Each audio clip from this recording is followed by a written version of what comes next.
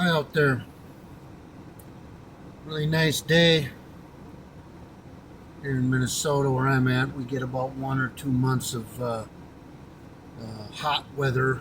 We call hot 80s, 90s, and the rest of the time it's not like that, I guess. Very temperamental weather here. Well, I just got out of church. I revere church. I don't worship church or anything. I worship God, Jesus Christ. Uh, but church is just something I revere. Um, I do revere our uh, country, America, the United States, despite some of the wrongs it's done. I think it's more than compensated for those wrongs. And has tried to make up for any injustices it has committed. And more than anything, I actually revere Anglo European culture and what it has brought to the world at large. And that is a very controversial thing to say now, you do realize. I hope this video doesn't get banned. If it does, then that I'm, anybody who says controversial things is getting banned these days. I'll take, for instance, a guy I've been listening to a lot recently is Jared Taylor, who was a editor of this magazine called American Renaissance, and he's very controversial. He's been shown on some shows, mainstream shows, and doing debates and whatnot. He's on YouTube. He's been banned from any social media site like, let's say, Twitter, X, Facebook, any of those main sources, because he says some very, very controversial things. And in fact, if you go look him up on Wikipedia, he is known as a quote-unquote white supremacist who espouses hate speech. I want you to listen carefully here, because this is very, very important.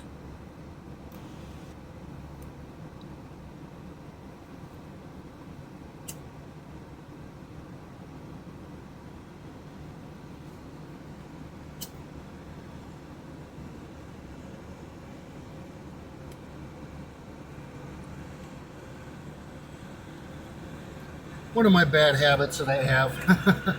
Anyway, well, this Jared Taylor, who at first when I was listening to him, I didn't particularly like him. He was Yale educated. He's from Yale, and people know that Yale is kind of a uppity thing. And he grew up in Japan. But I have some questions. I'm going to do some more video. I'm going to do a video series, I think, on this, since I have the time at this time in my life. I'm going to do some videos on this, breaking down what this guy is saying in trying to just break down what he's saying and relay it in a very as logical and constructive a manner as I can here. This guy, like I said, when I first was listening to him, I thought, I think he's a little bit radical, but and out there with his views. But the more I listen to him, the more sense he makes, the more arguments. I couldn't deconstruct him. I just thought can't deconstruct what this guy is saying. And he makes very, very sound, valid points. He never gets angry. In fact, it's always the people talking to him or any debates he's in that the person debating him gets angry and shuts him off. This guy has actually said he wants black people to be the best black people they can be. Kind of like myself, I want to help black people be the best black people that they can be. Probably going back to the basics, and probably, in my opinion, establishing a foundation, because as I see it, they really don't have a foundation.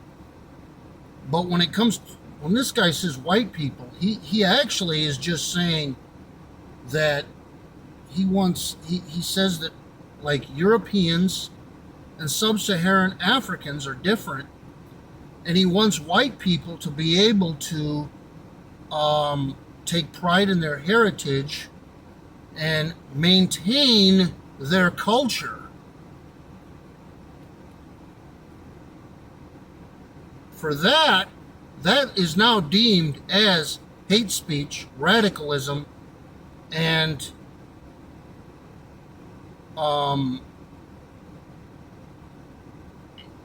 it's not accepted. It's morally wrong to say that.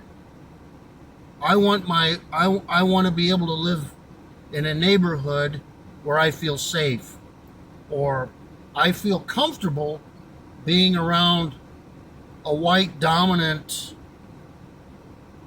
culture. That's now seen as hate speech.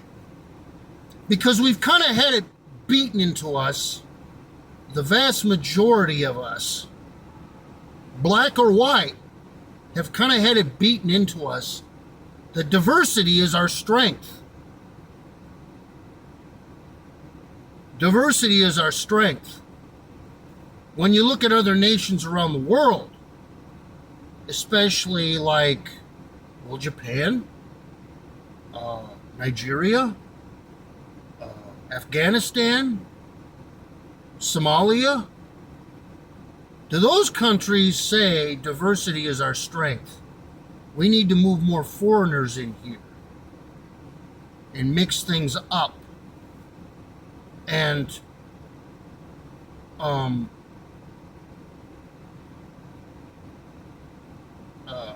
diversify everything. No. They want to maintain their identity and their culture. It's only in this country, or actually Western Europe as well, that this idea has prevailed and been beaten into us, into our subconscious. And honestly, myself, I thank the Frankfurt School of Zionist Jews that engineered this construct into our culture, into our universities. And even myself, till not too long ago, believed in this. I thought diversity and multiculturalism was a good thing, and that we're all the same. Per se, like, okay, race to me is kind of constructed from Darwinism, but ethnicity, like per se sub-Saharan Africans and Europeans, those who are mostly sub-Saharan African, those who are mostly European, I hate to say it, guys, but we are fundamentally different people. Per se, like this, you take 10 sub-Saharan Africans and you take 10 Europeans. They're going to be better gifted at certain things than each other. Maybe athletics. Maybe intellectual gifts. IQs, intelligent quotient. There's going to be differences there. Ingrained, by the way. Now, I can't break it all down here, but whites, those who look like, I guess, like me, those who are mostly European descended whites,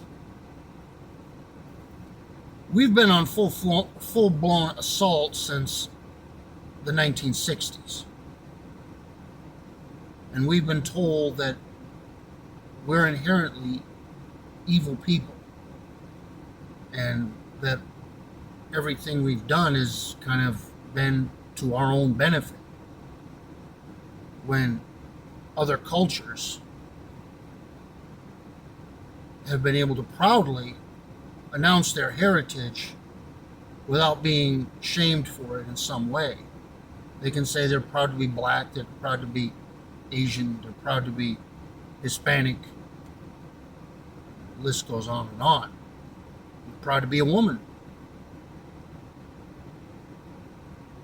So, what I'm saying here is that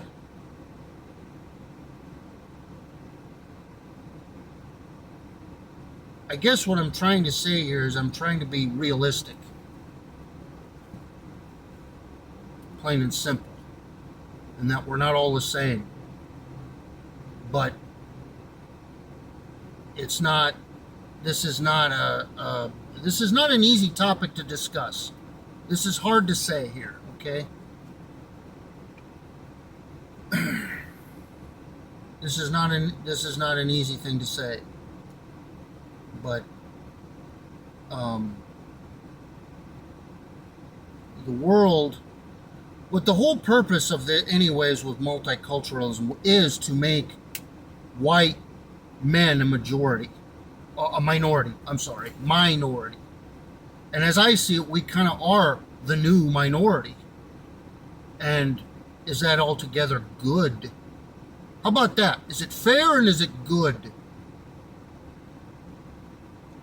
If you don't think so, if you think that I'm wrong for bringing this up, I challenge you to come, discuss with me. Even in a private message, even in Messenger or something. If you want to discuss this with me one-on-one and tell me I'm wrong to think this way, or even be concerned.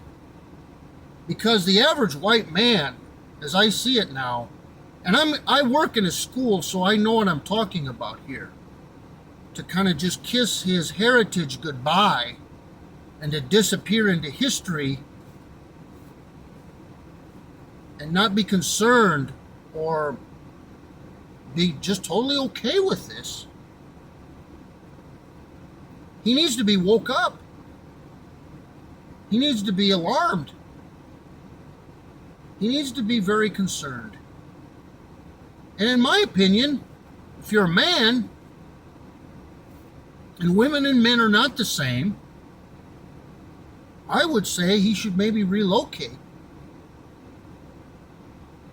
And without his woman. And I have the data. So does this Jared Taylor. He has hard data. And I'm going to finish with this. One thing to address black on black crime, and I don't enjoy seeing that, by the way. I don't enjoy seeing black on black crime. But black on white crime, and this guy was bringing this up about 20 years ago. I watched a video. He talked about black on white crime was about equal to black on black crime.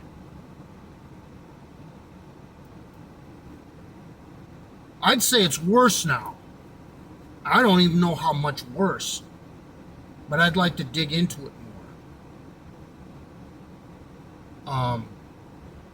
There comes a time where a guy has to stand up and say something about this. And I'm encouraging any white man to listen to this and to take some pride in his own heritage and culture.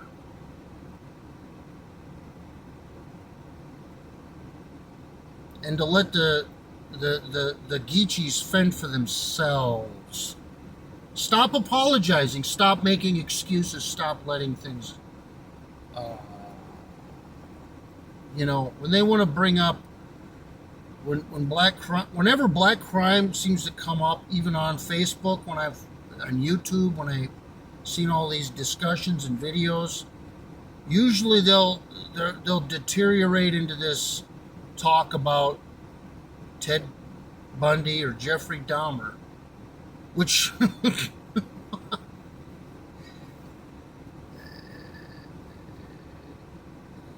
yeah, those guys were bad guys. Their own family members didn't even miss them when they were gone.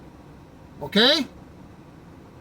Nobody's making excuses for them by any means. But when it comes to black criminal behavior, again, they make up what? It was 13, 12, the numbers usually vary. It's somewhere from 10 to 15%. Most outlets, but they do commit over at least half of the violent crime resulting in rape and murder, or rape and or murder, or assaults. Something about this has to be addressed. And as I said, it's a lot of times towards white people. So the excuses have to stop. Please stop. Start speaking up. And as I also see it, is the mainstream media and celebrities have been kind of projecting their own guilt onto white European men for decades now, with the exception of one Donald Trump, who you see how much hate he's gotten just for, I guess, not saying that he wants to stand up for American citizens as a whole, actually, and give black people jobs, and not blame everything on the white man. A similar phenomenon is actually going on in South Africa, by the way, where whites had built this country, and now blacks have taken over and are now looking to do away with the white farmers. And again, there's protest that this is wrong because these guys don't fit the Marxist paradigm of being brown or black, so they shouldn't be accepted because of that. So please listen to this. That's all I'm saying. Take this into consideration here. That's all I'm asking. And to those who want to disagree with this, all I ask you to do is please do some research and prove that this is wrong. And if blacks really, sub-Saharan Africans, those of sub-Saharan African descent, I even want some guy that I'm friends with on here to think this over, please. If you think you could survive without the white man, please let me know. Please let me know. And I will listen. Okay. Have a good day.